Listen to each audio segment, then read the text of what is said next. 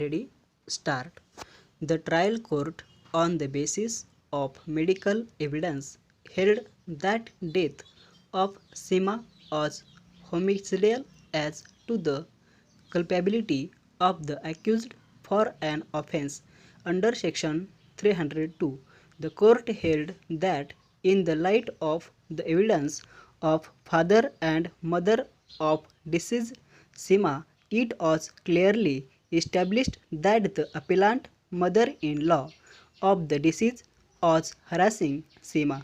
The trial court also observed that it was true that in the first dying declaration the deceased did not involve her mother-in-law, but it was because of the fact that she was asked by her mother-in-law not to implicate any member of the family of the appellant.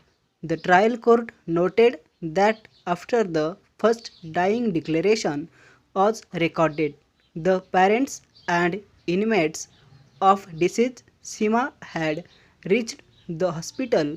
The deceased could get courage to state true facts, and again the special judicial magistrate was called and the second dying declaration was recorded, in which she disclosed true and correct facts.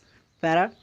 The trial court also noted that the special judicial magistrate was conscious of the fact that in the first dying declaration she had not involved any family members of her in-laws.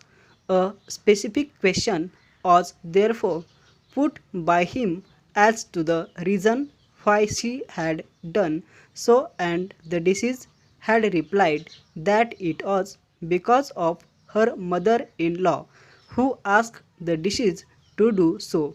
The trial court therefore held the conduct of deceased Seema as natural and the second dying declaration reliable, which could be treated as basis for holding the appellant guilty. The trial court also observed that from the evidence of PW2, father of the deceased, and PW3, mother of the deceased, it was proved that Seema was ill-treated by her in-laws, and particularly the appellant mother-in-law.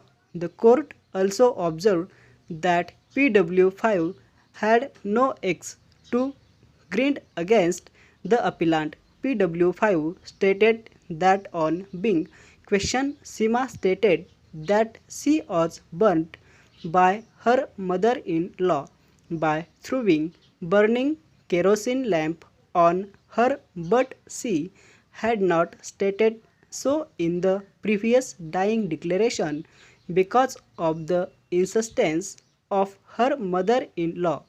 On the basis of evidence of parents of deceased, the trial court convicted the appellant. Para. The learned counsel for the appellant contended that both the courts have committed an error of law in replying upon the second dying declaration. It was contended that the first dying declaration was correct and the deceased had stated true facts in the said declaration. It was also stated that after parents of the deceased had come to the hospital, they had persuaded the deceased to involve and implicate the appellant, and that is so.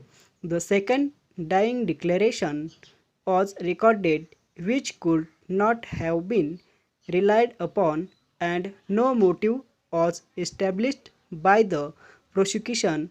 It was therefore submitted that the appeal deserves to be allowed by setting aside the order passed by the trial court and confirmed by the High Court. Full stop.